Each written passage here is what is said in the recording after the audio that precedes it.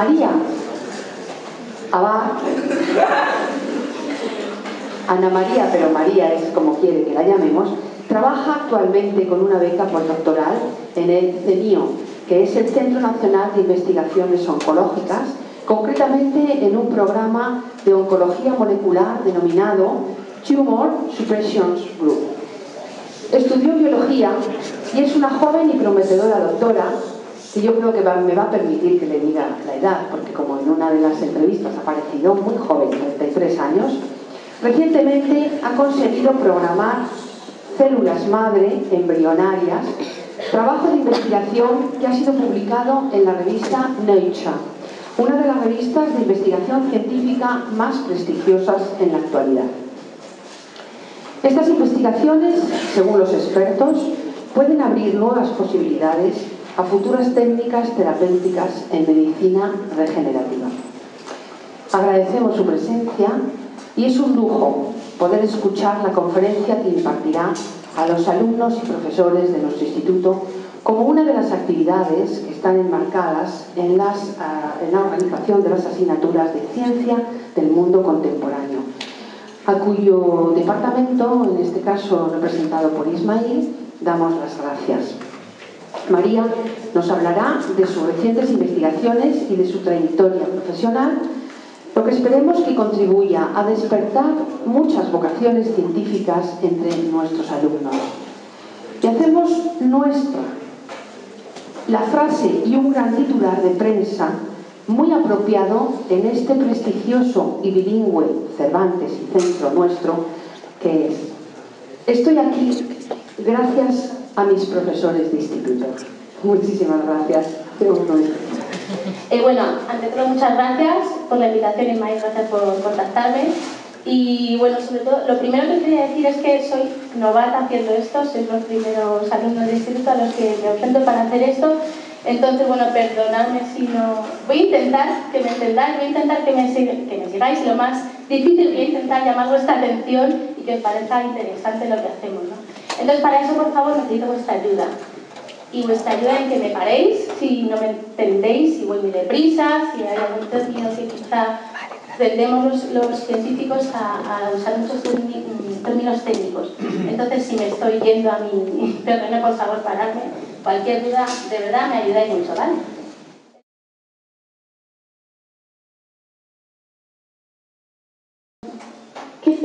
¿Qué células usamos para la terapia celular? Y más importante, ¿de dónde las sacamos? ¿Alguna pista? ¿No? ¿Estáis tímidos todavía? Bueno, vamos allá. El cuerpo humano, las estimaciones son que tiene del orden de 50 a 1000 billones de células. Eso es una animalada. Además, hay 200 tipos celulares especializados, 200 tipos de células distintas en nuestro organismo. Y cada tejido, la piel, el pelo, el intestino, el sistema hematopoyético, tiene al menos 10 tipos de células distintas.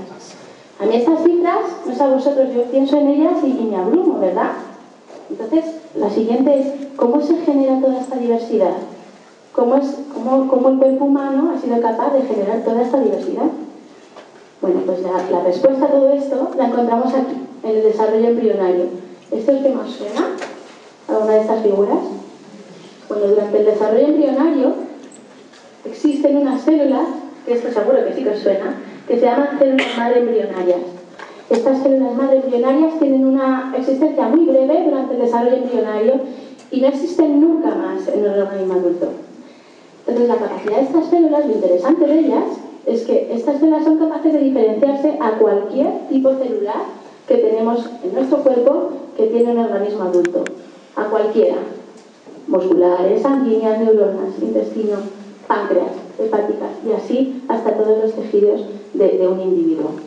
Si aquí vemos un embrión, veis el embrión dentro y el tejido embrionario, la placenta, el saco embrionario, todos los tejidos de soporte que permiten el desarrollo de un embrión solo son capaces de generar unas células totipotentes. ¿Sí? Hasta aquí sí. ¿Vale? Si vamos avanzando en el desarrollo embrionario, estas células se siguen dividiendo y llega al primer grado de diferenciación y forman esta estructura que se llama blastocisto. Esta estructura tiene este conjunto de células que se llama masa celular interna y de ahí se extraen las células madre pluripotentes o, como suelen llamarse en toda la prensa, células madre embrionarias. De aquí se extraen, ¿vale? Estas células madre embrionarias son pluripotentes. Si veis, ya no son totipotentes. ¿Por qué? Porque estas células madre son capaces de diferenciarse a todas las células del organismo, ¿vale? Dan lugar a todos los tejidos del embrión que luego formarán parte del adulto, pero no a todos los tejidos de Solford. No se diferencian en el tejido embrionario.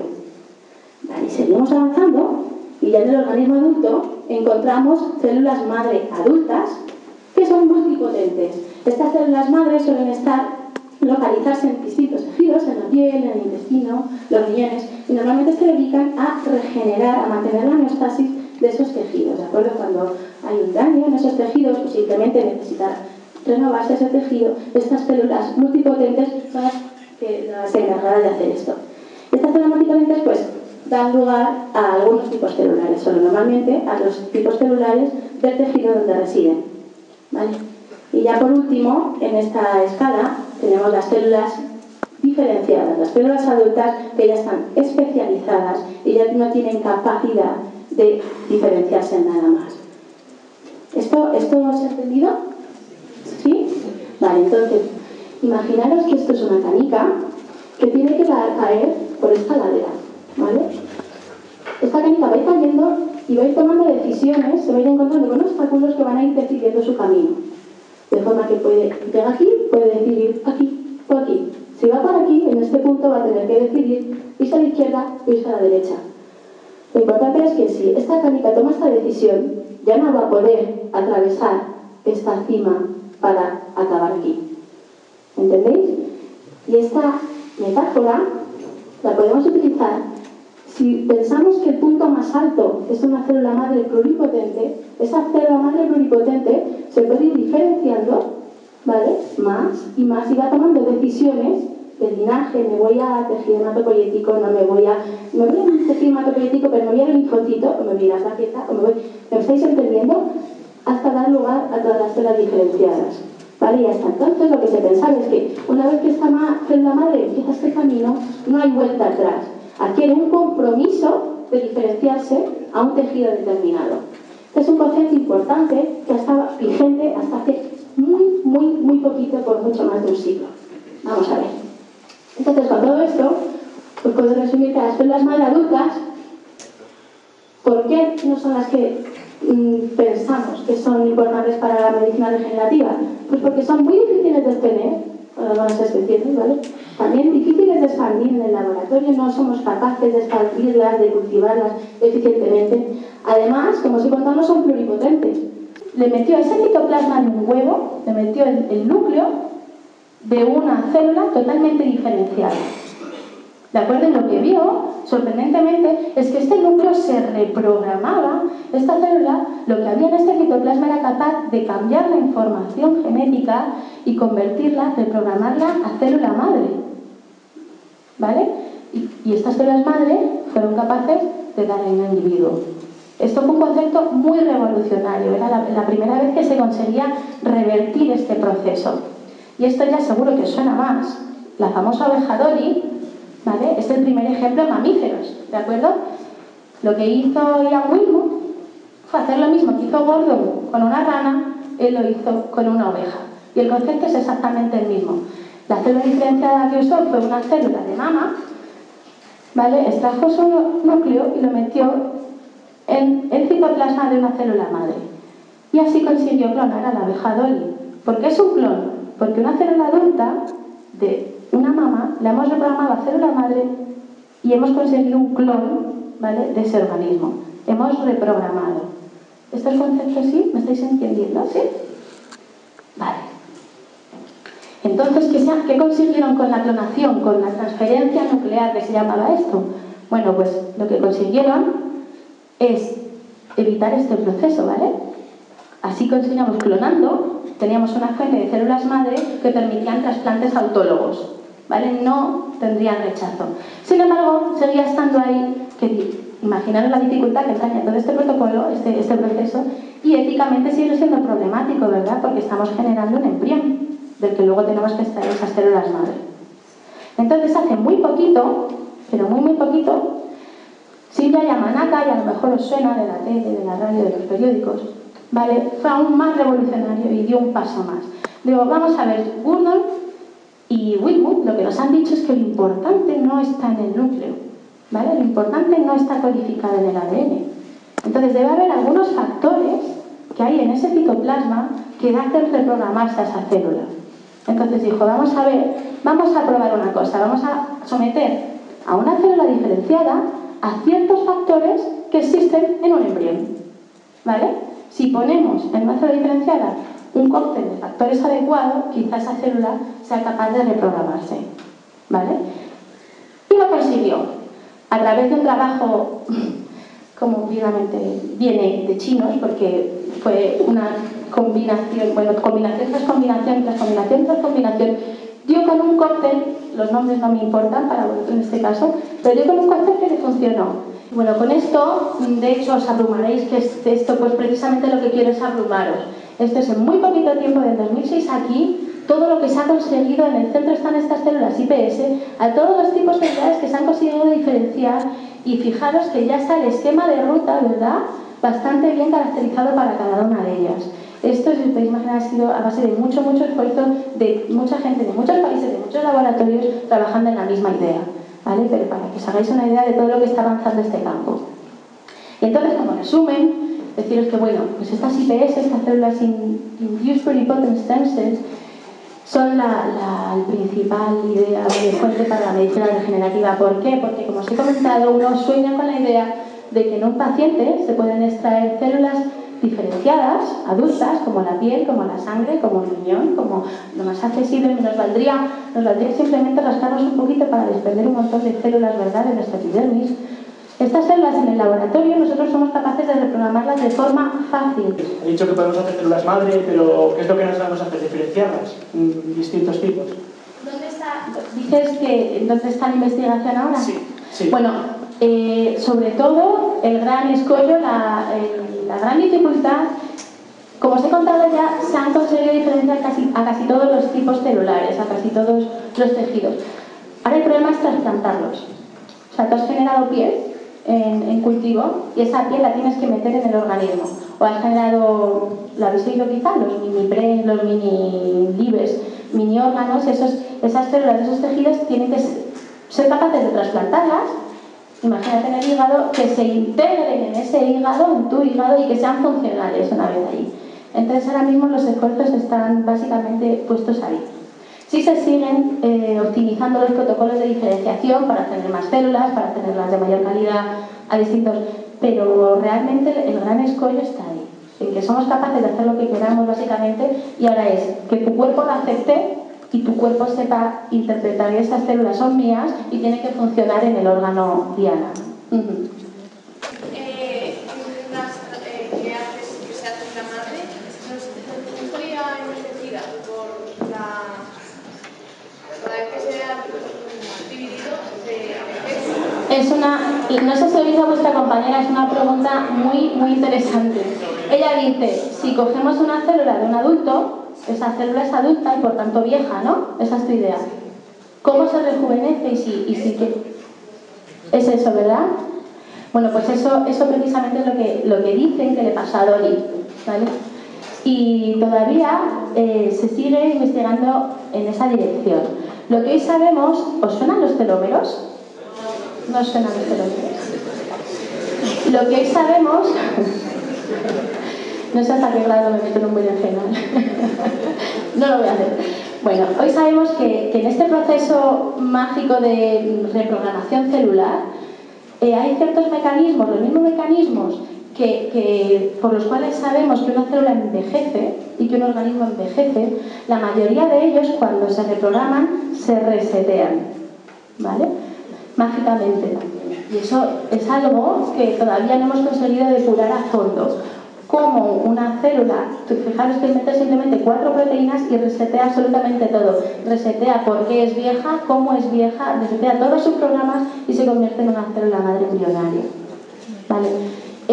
Los comentaba los telómeros porque los telómeros es el reloj biológico por excelencia. Son unas estructuras que están en los bordes de los cromosomas y cuando nacemos son muy largos y con cada división celular se van acortando, ¿vale? De modo que es como las anillas de un árbol, ¿de acuerdo? Lo único que los cromosomas se van acortando. Esto sabemos que durante el proceso de reprogramación la IPS se alargan otra vez hasta la longitud original. ¿Cómo? Es impresionante y todavía no se conoce muy bien cómo. Pero ese que es el reloj biológico por excelencia se resetea. O sea, que no plantea ningún problema como le pasó a la avanzadora. En teoría no. En teoría en ese sentido no, están rejuvenecidas también. Aparte de tener pluripotencia, están rejuvenecidas. Muy buena pregunta. En primera fase hicimos lo que hizo Yamanaka, ¿vale? Cogimos células diferenciadas, añadimos las 4 proteínas, ¿vale? Y generamos estas células madre en una placa de cultivo. Como células madre pluripotentes, si habéis estado atentos, sabréis que pueden diferenciarse a cualquier parte del organismo, ¿verdad? A todos los tejidos. Si esto lo metemos en un blastocisto, si estas células las metemos en un blastocisto, porque si os acordáis, no pueden dar estas células tejidos extraembrionarios, ¿verdad? Necesitan introducirse en un cigoto, ¿vale? En un organismo entero que tenga esta capacidad para formar todos estos tejidos extraembrionarios. Entonces las metemos ahí y lo que van a hacer es generar, fijaros, este fue nuestra animal quimera, de forma al azar van a contribuir, ¿vale?, al desarrollo de estos tejidos. Con esto es el método más extendido, ¿vale?, para hacer transgénesis en un animal. Tenemos estos animales quimeras, ¿vale? Quimeras quiere decir que vienen algunos tejidos o parte de unos tejidos de las células que yo he introducido, que es donde tienen el color negro. Sin embargo, estos blastocistos también van a contribuir, ¿vale? Y entonces van a tener una mezcla. Entonces tenemos un animal que es mezcla, ¿no? Mezcla de 2 genotipos. Lo que intentamos hacer es cruzarlo con otros animales de forma que si las células germinales, si es macho, los espermatozoides, pues si es hembra, los óvulos, vienen de estas células, ¿vale? Y lo cruzamos, todos los animales de la descendencia van a tener en todas sus células y así esta modificación. ¿Esto lo habéis entendido? Bueno, el resultado de todo esto es que tenemos este animal, que le hemos llamado ratón reprogramable, con todas sus células, ¿vale?, modificadas, de forma que si yo añado doxiciclina, en todas sus células van a ser capaces de expresarse estas 4 proteínas que describió Yamanaka, ¿vale? Entonces digamos, venga, vamos a empezar a jugar. Vamos a añadir doxiciclina y a ver qué pasa. Y lo que pasaba es que se ponían muy malitos. Les poníamos doxiciclina, le dejamos y los animales, la verdad es que morían en poco tiempo. Entonces nos dimos cuenta que teníamos que retirar la doxiciclina porque estaba teniendo un efecto muy devastador en los animales, ¿verdad? Entonces le dejamos unos días con doxiciclina y se la quitamos. A ver qué pasa. Para nuestra sorpresa, cuando analizamos estos ratones, empezamos a ver que aparecían en ellos unas estructuras, unas masas en distintos órganos, ¿vale?, que cuando fuimos a una patóloga, otro de estos miembros que os digo que es muy necesario en esta investigación, fuimos a una patóloga y le dijimos, Marta, ¿esto qué tenemos? ¿Qué es esto? Y nos dijo, bueno, lo que tenéis son teratomas. ¿Os suena la palabra teratoma? Bueno, un teratoma simplemente lo que es el producto, podemos decir tumor, pero tumor entendiéndolo como masa incontrolada, crecimiento incontrolado de células, ¿vale?, en el que tenemos representantes de todos los tejidos de un individuo, ¿vale? Es como, imaginaros, para hacerlo fácil, es como un embrión mal hecho, desorganizado. Imaginaros, ¿vale? Tenemos páncreas, esto es un epitelio ciliario que podría ser parte de un pulmón, esto de aquí es músculo, ¿vale? Esto es piel con queratina.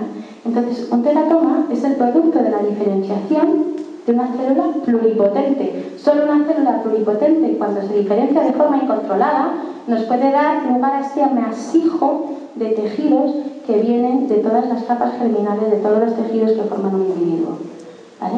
Y esto, aunque suena un poco a Frankenstein, fue la lucecita, ¿vale?, que nos dio la siguiente pista. Estos simplemente es ejemplos, ¿vale?, de ver que aquí tenemos la piel en estos tejidos. Estos son melanocitos, ¿vale? Los que darían color a nuestra piel o los que forman parte de los lunares. ¿Veis este color característico? Así es como pintan hueso. Músculos, epitelio ciliado, ¿veis estos cilios de aquí? Son los que tenemos presentes en nuestros bronquios y todo nuestro sistema respiratorio. Páncreas, bueno, pues todos estos tejidos que podéis decir de forma ordenada son los que nos constituyen, estaban en estos teratomas, ¿vale? Bastante curioso. Y además estos teratomas aparecían en muchos o casi todos los órganos de estos ratones, ¿vale? Con lo cual había distintas células de varios tejidos que eran capaces de sufrir este proceso.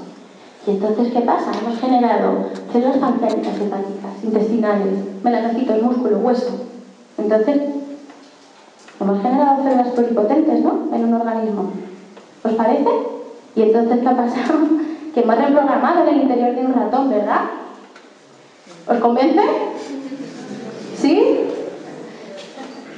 Pues un guau, por lo menos. Ah, bueno.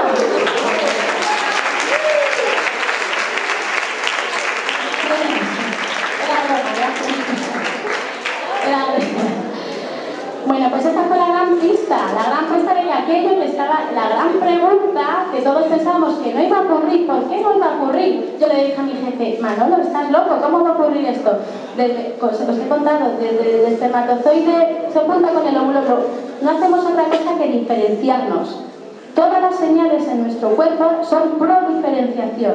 Para mí esto era algo medianamente imposible de que pasara, ¿vale? Entonces, bueno, tenemos células. En algún momento, antes de que se produjeran estos teratomas, hemos tenido IPS, hemos tenido células pluripotentes en ese organismo. Entonces, ¿somos capaces de cazarlas? ¿Somos capaces de cazarlas para cultivarlas y ver cómo son? Entonces, lo que hicimos fue coger a estos ratoncitos, tratarlos con dosiciclina, inducirla en esa reprogramación y aislar sangre de estos ratones y ponerlos en cultivo en el laboratorio, en las condiciones que normalmente nosotros en el laboratorio cultivamos las células madre, ¿vale?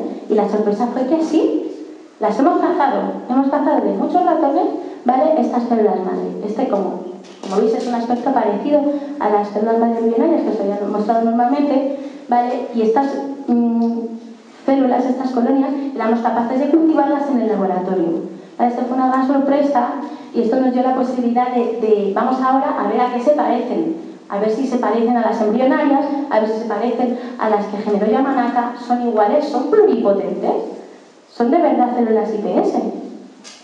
Bueno, pues la respuesta, pues sí, no voy a entrar en detalle, pero cumplían todas las características que cumple una célula pluripotente. Eran capaces de diferenciarse a todos los tejidos de un individuo adulto, ¿vale?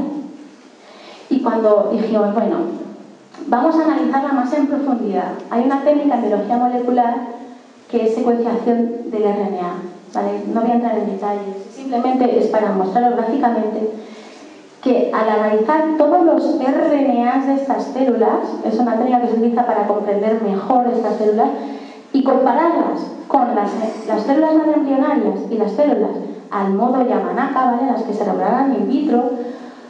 Esto imaginaos que es como un árbol genealógico en las que agrupamos las parecidas y si veis aquí, las in vivo se juntaban con las células madre fisiológicas, las que ocurren en la naturaleza de forma natural, y se separaban de las in vitro. Aquí también veis que están juntitas las in vitro, las in vivo con las células madre y separadas de las in vitro. Esto lo que nos decía es que fue la primera pista de decir, quizá en vivo estamos mejorando las condiciones. ¿Por qué? Porque cuando las comparamos se parecen más a lo que pasa fisiológicamente a las células madre que somos capaces de aislar de blastocistos que si lo hacemos en una placa de cultivo a lo Yamanaka, ¿vale? Y más aún, cuando analizamos estos teratomas, ¿vale? Estas masas, nos dimos cuenta, la patóloga se dio cuenta de que estas estructuras eran muy curiosas y en realidad estas estructuras eran placenta, ¿vale? No eran piel, no era sistema hematopoyético, no era intestino, no era riñón, era placenta. Si os suena, de antes os he contado que en el estado del blastocisto, que es el primer estado ya de diferenciación, vemos esta estructura, es la masa celular interna, de ahí se extraen las células madre embrionarias y dan lugar al embrión, ¿sí? Luego está esta estructura de aquí de fuera, esta especie de anillito, sería como la superficie de la pelota, que es lo que se llama el trofectodermo. Este trofectodermo, del que se pueden aislar las células madre del trofectodermo, son las que van a dar lugar a la placenta. ¿Vale? Entonces, el hecho de que en nuestros teratomas tuviéramos placenta, ¿de qué quiere decir? Quiere decir que nuestras células no son estas, ¿vale? Ni son solo estas de aquí, porque también hacen piel y riñón. Quiere decirse que quizá estemos por aquí, ¿no? Porque solo estas células son capaces de generar esto, esto y todo esto. ¿Lo estáis entendiendo? ¿Sí? Entonces lo siguiente, ya la prueba de fuego, ¿no? Ya teníamos la sospecha de a ver si van a ser todipotentes. Y nos hemos pasado reprogramando, ¿no? Pues estas células lo que hicimos fue introducirles una proteína verde fluorescente, que se llama Green Fluorescent Protein, GFP. Y las unimos a embriones al estado de mórula. Si las unimos y las dejamos diferenciar, y vemos dónde se van.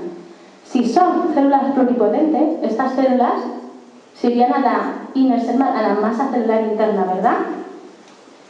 Si son células de trofectodermo, se irán al trofectodermo. Si son totipotentes, ¿qué pasará? Que podremos encontrárnoslas en los dos sitios, ¿verdad? ¿Sí? Bien, pues ahí lo tenéis. Esto es los resultados directos del microscopio, chicos. Esto es lo que hace una célula madre que embrionaria normal, y como veis, se restringe aquí en esta masa celular interna. Son células pluripotentes.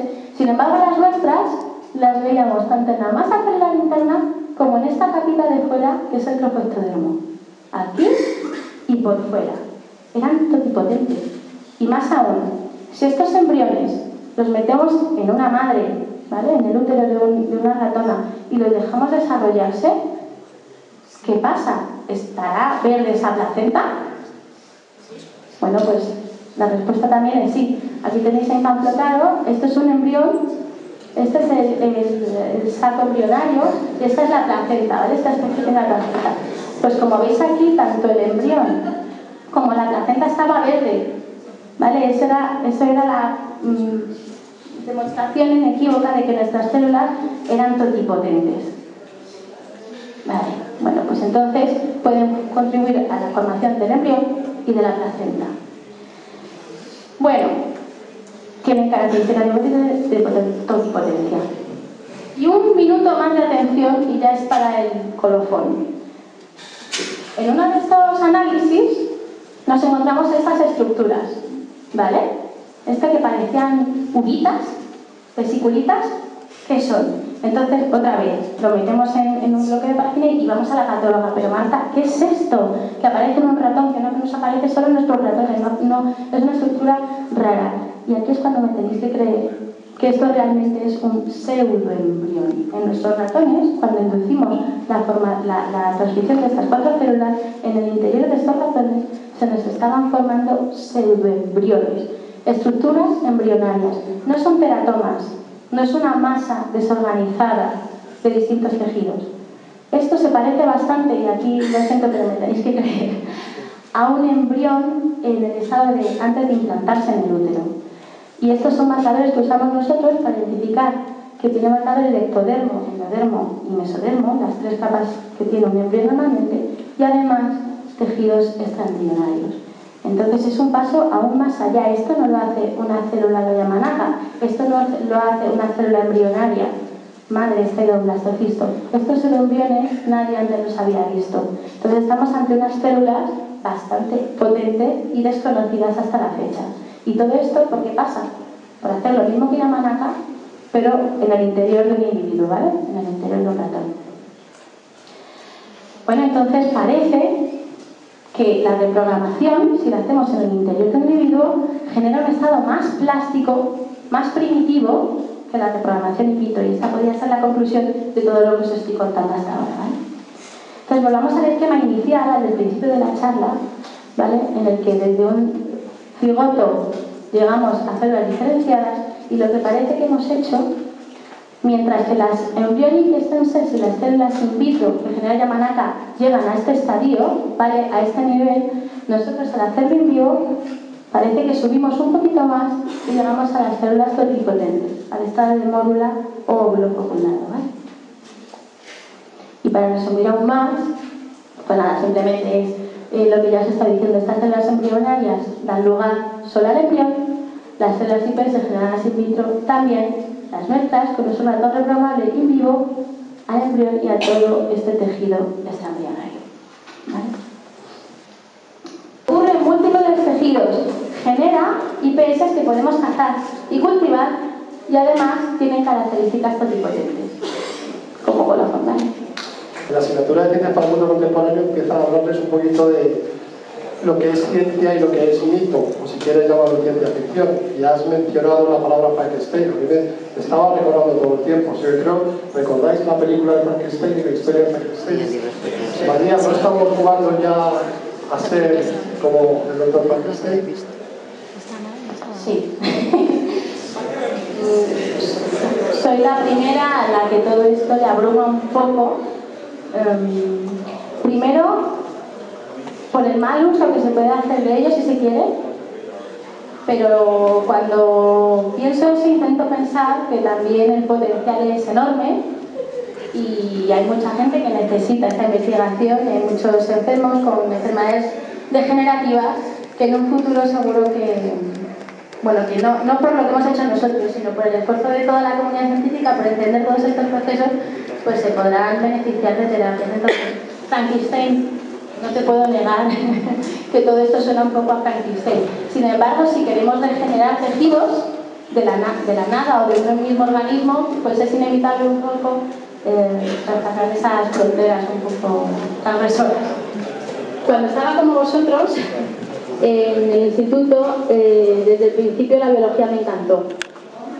Tuve la suerte de tener unos profesores estupendos, magníficos, que tenían un interés por despertar esa curiosidad en los alumnos y en mí lo consiguieron, y de hecho en mi promoción me han escrito a raíz de esto muchos compañeros que son biólogos también y que han, o sea, que sí que puedo decir que fue gracias a ellos, no quiero decir que sin ellos no lo hubiera hecho, pero fue en esa etapa del instituto donde cuando oía biología, cuando oía este tipo de experimentos, cosas, me llamaba muchísimo la atención.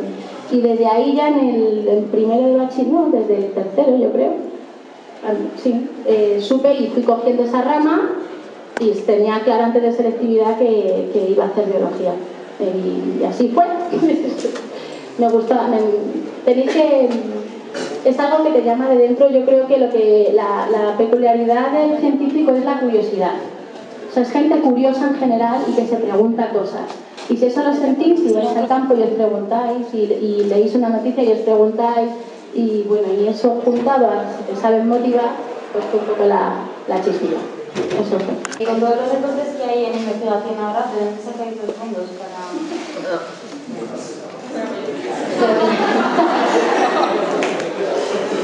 Bueno, he de decir, yo soy una privilegiada por estar en este centro. Este centro que se ha tenido, aunque está muy tocado con el tema de la crisis y está sufriendo unos recortes brutales, es uno de los que tienen más dinero, así digamos, dentro del panorama nacional. ¿De dónde se saca el dinero? Pues normalmente, y la mayoría de los grupos de investigación en este país lo hacen del gobierno. Ahora nosotros pertenecemos al Ministerio de Economía, pero algunas universidades al Ministerio de Educación, entonces depende un poco en qué instituto estés, te corresponde un ministerio, ¿vale?, que te subvenciona, pero suelen ser proyectos de investigación que se van pidiendo cada 3 añitos, tú presentas un proyecto, quiero hacer esto, y si el ministerio lo considera oportuno, interesante, tú consideras que lo vales, te financia. Eso se está recortando mucho. Aparte, hay financiación privada, y eso es una de las suertes que tenemos en el CENIO, que básicamente la mitad de la financiación del centro es privada. Privada me refiero pues bancos, aseguradoras, proyectos europeos, proyectos internacionales, pero muchas públicas. Y que sí nos está afectando, por supuesto. Ahora mismo en el CENIO pues estamos en un ERE, se van cerca de 60 personas del centro y es bastante doloroso. Sí. Entonces, bueno, está bien esto para también que os concienciéis bueno, vosotros, que sois el futuro de este país, no solo si vais a seguir en ciencia, sino que yo creo que considero que todos, es importante que todos apoyemos la ciencia y apoyemos una economía en que este país salga adelante a través de conocimientos, ¿no? Y este es un ejemplo. Así que bueno, pues nada.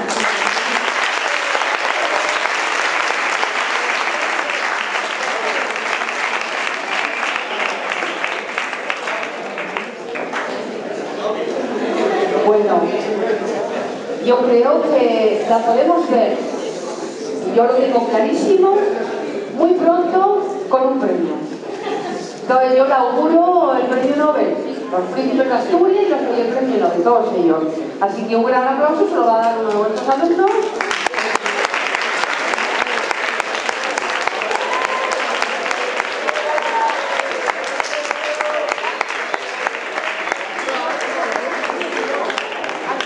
Verdaderamente un lujo.